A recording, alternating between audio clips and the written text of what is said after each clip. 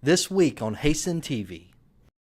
We've been on the road now for 14 months, but we've got one last stop, London. Before heading home, we join a YWAM team in their outreach to the second largest carnival in the world, the Notting Hill Arts Festival. Before we know it, things get out of hand. It's just chaos, man. It's just chaos. Somebody was throwing glass in crowds of people. Afterwards, it's time to return to the USA. We just booked a ticket. We did it. Freaking me out, man.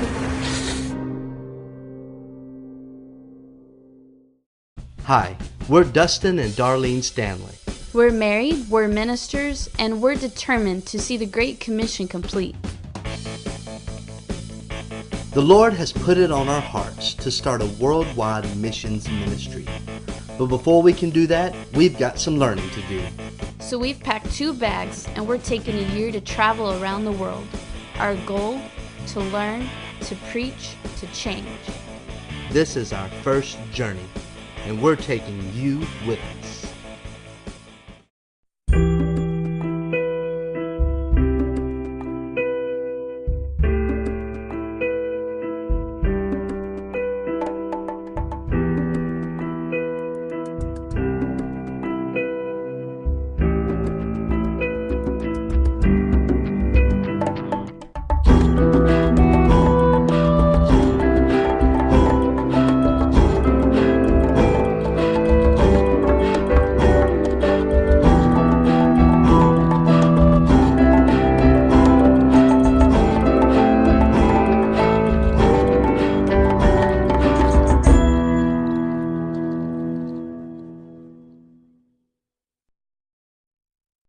Once our ministry in the Ghanaian city of Kumasi was complete, we were joined by our good friend, Pastor Michael Bonds from the United States. Together, we preached the gospel in the Ghanaian capital of Accra as we prepared ourselves to head to London. What's going on? All right, we're trying to pack up because we got to leave like 10 minutes ago. Yeah, 10 minutes ago. So, all right, I'll pull this one over here. So we're packing up to leave, and I am stuffing everything that I can into this bag. I have no idea where all this stuff has come from. So you're finally sitting on the bag. I was wondering when this day would come. We're packing and we're leaving Ghana, and I just have mixed emotions, you know, because realizing we're getting so close to flying home now. We're out of here. It's been so much fun with Brother Michael. He even helped me pack up my bag real tight, so I've got one bag. Oh, let's go. We don't know anybody in London, but we're just believing God that we're going to make some friends when we get there and be able to find out where the church is at and how we can help them with reaching the lost. The Lord has blessed us with a ride already, so we are going to be leaving. Leaving Africa as of right now, officially. Right now we are leaving the African continent. I think we're flying at only 11,000 feet. The Sahara Desert is below us. There's nothing but sand as far as you can see in every direction. We're going to be in London in just a few minutes. Get our plans together, preparing ourselves mentally for the U.S. It's going to be good. We got a month. We have about, 6 weeks maybe, at the most. 6 weeks at the max before we fly home. It's really weird to say in a month and a half we'll be home. Coming down into London for the first time, it was pretty neat. You could see the city below, and we were just excited to get on the ground and go exploring. So we're here in London, and we're now trying to find our very expensive bed and breakfast. It took forever to find a guest house. One that was reasonable is few and far between. Hatherley Street. Let's follow this up right here. And it costs us 60 pounds for tonight. That's like 70 to 80 bucks. So I'm hoping it's really nice. Tomorrow we have to do some searching, find a better deal. You know, we're having to adjust to a whole different thing. Coming from Asia, Southeast Asia, where places are $7, $8, $12, $15 a night, and coming to here where places per person is 30 pounds. That's a big shock for us, but this is where we are, so God will provide. where we are to do what we're supposed to do. My back is tired of carrying this bag. It is just packed full, and I've been carrying it for like 4 hours through the streets of London looking for a guest house. Here we are. We finally find the place, and it's this massive building. Looked pretty nice. We're expecting this nice, sparkly guest house, and I mean, we're paying $80 for it. It's the cheapest one we could find. But don't judge a book by its cover.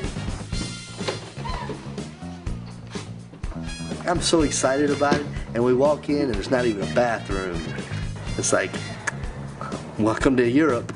I immediately just felt, We don't have our own bathroom. We don't have a fan. Don't have like the basic things we had in Asia for a $10 a night room. But nonetheless, I'm exhausted, so I crashed on the bed and I'm like, I'm not moving till tomorrow. The next day, we decided $90 was too much to pay for another night here. So we packed our bags and quickly made our way out in hopes of finding us some cheaper lodging. I really like London. It's nice. It's classic. We were just walking and I looked up just a second ago and there was a blue sign that said Joseph Conrad lived here, the author of Heart of Darkness. And I was like, that is so cool. There's so many amazing authors come out of right here, and I got to see one of their houses. And to me, for the English world at least, London is the heart of English literature. All morning we've been trying to research online from the internet, places to stay, and I really felt like we needed to connect with the YWAM bases here. And so there's a YWAM base here that we're going to be able to stay with. We have to be there before 7 o'clock tonight. They're going to a church tonight, they said, and it's beginning their outreach of evangelism in this, actually London, so that's really cool. I was praising God once we found these people, because if it wasn't for them, we'd be paying nearly $100 every night. After knowing where we would be staying that night, we took to Westminster, where we went and saw Buckingham Palace.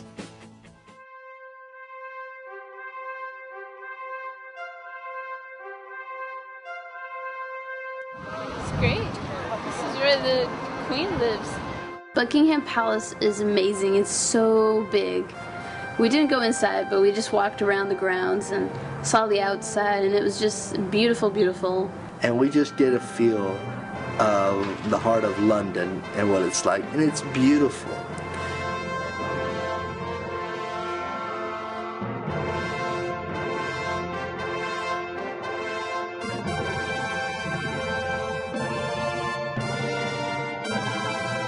Such cool statues, like the people in my book, you know.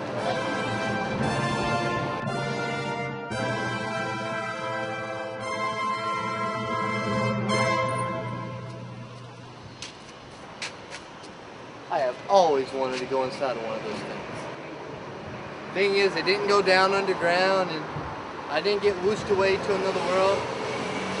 In fact, it kind of smelled bad inside, so kind of a letdown, but still cool looking, huh? Let's go. We have an hour to get to where we need to be. With our bags packed, we rushed as we headed to the YWAM base in Notting Hill. We found the base, the YWAM base, and here's our host, Miss Rosanna, and her daughter, Joanna. They warmly greeted and welcomed us to stay, and invited us to join them for service that night. We gladly accepted, knowing this would give us the opportunity to see the church in London. They're preparing for some major outreach, and we want to hear more about it. On the way there, they introduced us to the Oyster cards, which helped us save 50% on public transport around London. They can use on the underground transportation, all the transportation in London, this will operate on. So it's very nice. You save about half the price. So it turns out to really help you in the long run. When we got to the church, we were thrilled to hear the English worship.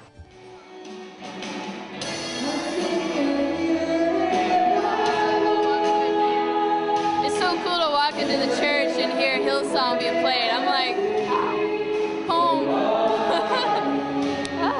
Church. Immediately we felt right at home, and we just knew that these were the people that God was connecting us with. We hadn't realized just how much we'd been missing English church until right then. Once talking more with them and hearing their vision for London, we knew that God was connecting us with these people for a special purpose. So we gladly volunteered to help them during their next week of outreach and prayer to the streets of London. We meet all these YWAMers and we find out they're in the middle of preparing for an outreach to the second largest carnival in the world, the Notting Hill Arts Festival. And we're going to be there just in time for it. We're like, hey, can we help? And they're like, yeah, absolutely. We need all the help we can get. As a missionary, we come from Argentina. We had this calling to be an influence in this area and to start breaking these strongholds and fortress that we have here, spiritually speaking. Actually, now we are with this project, be an influence in the area of government and art in England. That's why we are here in London, and I think that God is calling us to be an influence in different areas of the society. And we are here for the Notting Hill Carnival, that's actually the biggest carnival in Europe. And we're engaging in a very, very thick and very prophetic camp that is called Bones. We call it Bones because of the word in Ezekiel. We're calling Bones because we see in every year's carnival it's like a lake full of dry bones, and we are prophesying over them, over these people, that God is going to come. He's going to heal all the wounds from every nation, representing in it. With the generation that actually is coming from different parts. We have people that has come from the States, we have people that has come from Egypt, we have people that has come from Argentina, from Puerto Rico, from different areas. As a church, we're stepping in to declare a new season for these people. A new season for everyone that comes. Because we come with the power of God. We come for the truth. After days of preparation, the day of the carnival had arrived. Yeah, everything, all the shops completely boarded up. Like a ghost town, you know, getting ready for the chaos.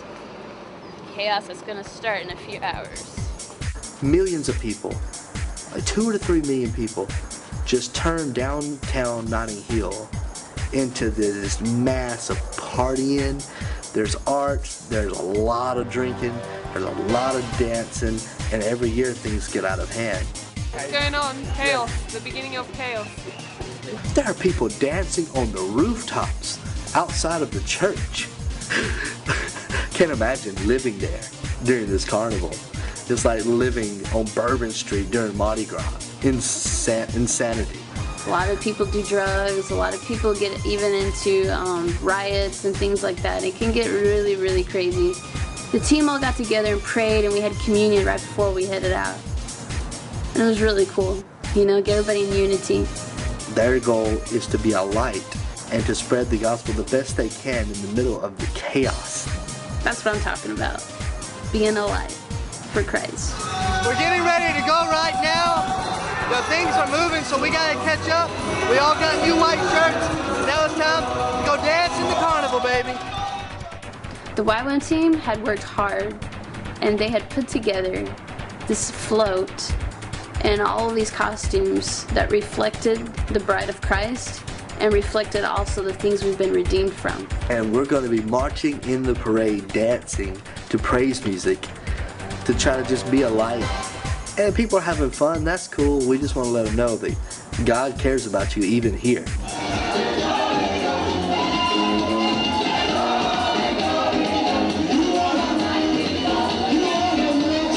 And it's just pretty awesome. We got everybody watching us as we're going by.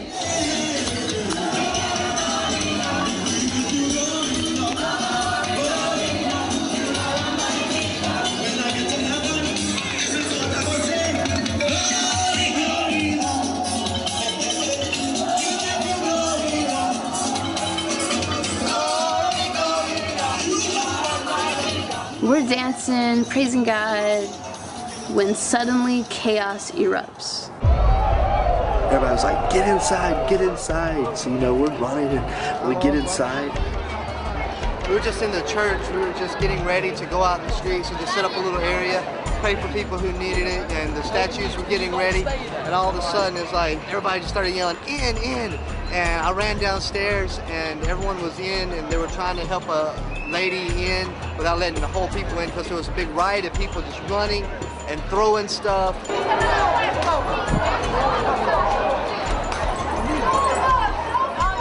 Somebody was throwing glass in crowds of people. And the police came in, they blocked the intersections. Last year, some people got trampled. Just a tough situation. And behind me now, you can see all the policemen. They're gathered, they're preparing in case anything else happens. They're really nice guys. But this is why we need people to pray for this area. We need people to give. We need people to come to pray so that peace can come over this carnival. Done the right way, this could be a great fun time, you know? But this is almost terrifying. So, is it good to be in the middle of all the riot police? Our presence here, his presence through us, changes the atmosphere. So if we want to make history, want to change people, we change cities, we have to be in the problems. We have to be in every situation. Yeah, right. That's why we're here. Our presence can change things. Yeah. Basically announced to everyone that they have to shut the music off. The police told them to shut the music off just simply because there's riots. And this is what wild partying can turn into. I mean, people are drunk, people are edgy, and so it's just like that, you have people throwing bottles and fighting in the streets. I asked one of the girls there, Marta, I said, So does this happen every year? Yeah, last year we actually had a stampede, same kind of thing. There's a group of, I think, youths, so they just started an argument and started fighting in one corner. Everyone saw what's going on, so everyone ran one way, and there was like a big stampede, a big wave, quite a lot of people were injured. I think there was one mortality.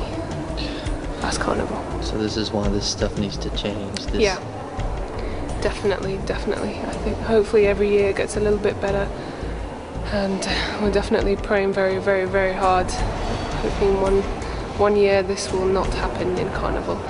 It's just chaos, man. It's just chaos. It's nuts. They take a normal community and turns it into a riot zone. It's nuts. And as we prayed, things did calm down.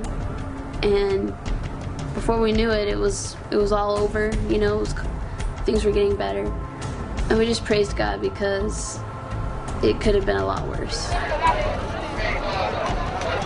Thank you, gentlemen. Thank you very much. Carnival was a wake-up call to realize that these people need Jesus. And wild partying unchecked breeds chaos. But thank God for the light of Christ that was there as a beacon of hope to people. The next evening, we said goodbye to all of our YWAM friends. And the next morning, we packed up our things to go visit our friend Rebecca, who had invited us to come stay with her and her family in Scotland. It's going to be nice to be able to stay up there, and there's a castle 30-minute walk away from their home. So Dustin and I are going to just have a good time. We'll take this time to have some fun and to prepare our hearts for the trip back to the United States. That night, our friends picked us up from the bus station. And the next day, we went out to see the city of Edinburgh. Our friend Rebecca just brought us up here. We're downtown, the old part of town of Edinburgh in Scotland. And we're up here today to go take a view of the Edinburgh Castle. Castles. I'm from America. European friends, I'm sorry. We don't get to see castles very often unless we're at Disneyland. It's like you're just walking through history. You've got these massive steeples and towers and clocks on them, and you got this over here that looks like something out of a storybook, you know. And you got this amazing bridge. It's just leading into the town right behind me here. And wow, what a neat place, an amazing city. It's amazing. Look at this place. You know, they got these fountains, and just turn around, just follow my finger. Oh, no, follow my finger. Like, oh yeah, what's that? Oh, it's a castle. Ooh. That's how Rebecca is. Rebecca's like, yeah, it's castles. I'm like, it's castles. She's like, it's like big fancy houses to us. I'm like, it's castles. Feels like you're on a movie set. It's so cool. Like, you just kind of come up in, and you have to buy the ticket to get the tour, and from then on, you know, you get a tour of the whole place and everything. But this is as far as we're gonna get today. Rebecca and her father then took us to a very special place, Doune Castle. Me and my friends used to watch this movie all the time, and Doune Castle is where they filmed a ton of Monty Python and the Holy Grail. They'd shoot Lancelot coming out of the trees over there, and he'd shoot him repeatedly, running and running and running, and then he suddenly arrives and stabs the guards at the front gate. Dustin, come on, let's go!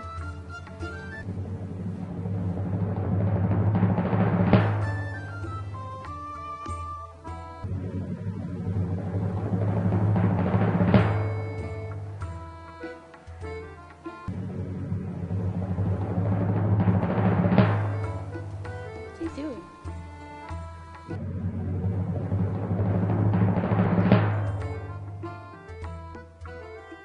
Okay, ready? Next, we were to get a lesson in riding Monty Python style. Correct way to ride a horse in true Monty Python style is hand out front on the ritt. All right, Darlene, get beside him. You gotta try this out.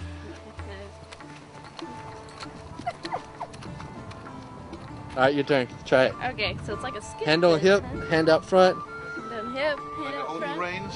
You have to look suitably kingly. That's good. Very good. And you have to have someone behind you doing the coconuts.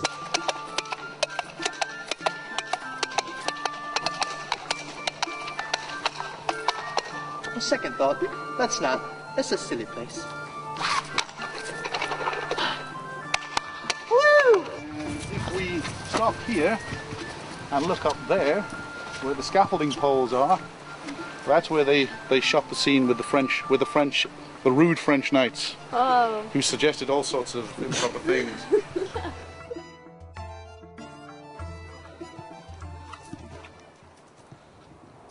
After having fun at Doon Castle, we then made our way to St. Anthony's Chapel, which was an old ruined abbey that was built in the early 15th century. Now, we left over a year, almost a year and 2 months ago. 14 months we left the state. It's been a journey that it's been really, not to sound cliche, but life-changing. I've seen so many amazing things on this journey, and things that have changed us as people for the better, and things that have changed us for life, you know. And just thinking we're going to be headed home in a few days, and don't really feel ready to go home. There's nothing like living this kind of life out here, living to the fullest for God.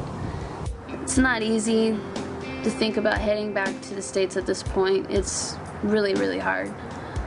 Over a year ago, we left everyone and everything we knew, and we set out to let God change us, to learn and to preach His gospel. And that's exactly what we've done.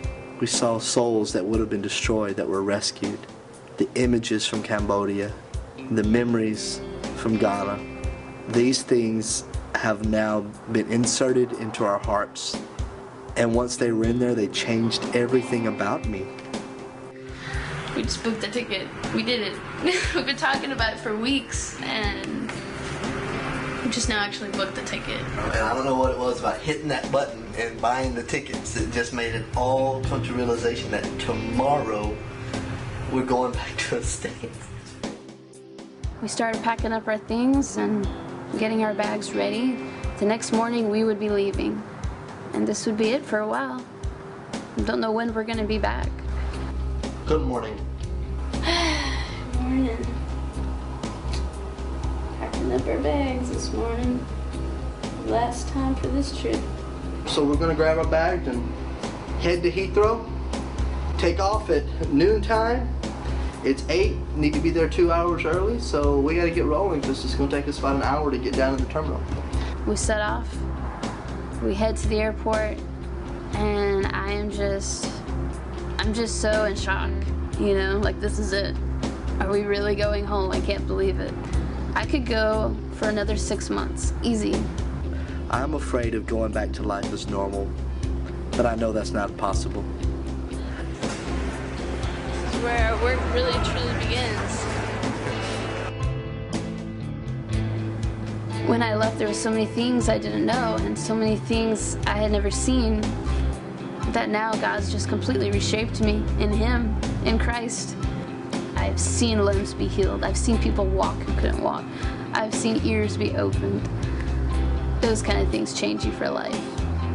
What changed the most about me was how I saw people, how I saw God, and the direction my life will take.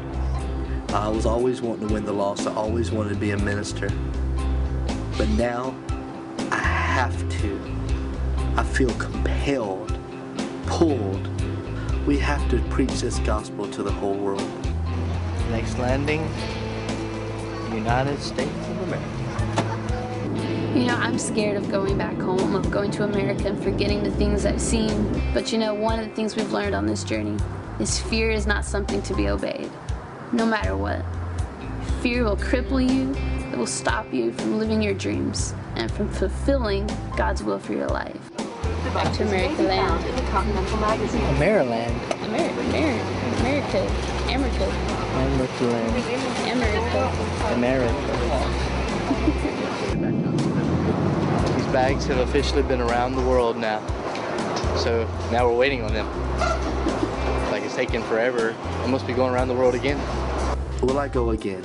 I think the better question for me is, how long will I stay? My revolutionary life will be spent preaching the gospel and training others to preach the gospel. His mission, His way, wherever He sends, whatever the cost. That's my revolutionary life. What's yours? To be a revolutionary means not living for yourself, but living for God and for others. It's not about me anymore. Now it's about people. And I'm as happy as can be living this life. My life is the Great Commission. Even though we're going home, it too is just for a season, and we're gonna come right back. That's my revolutionary life. What's yours?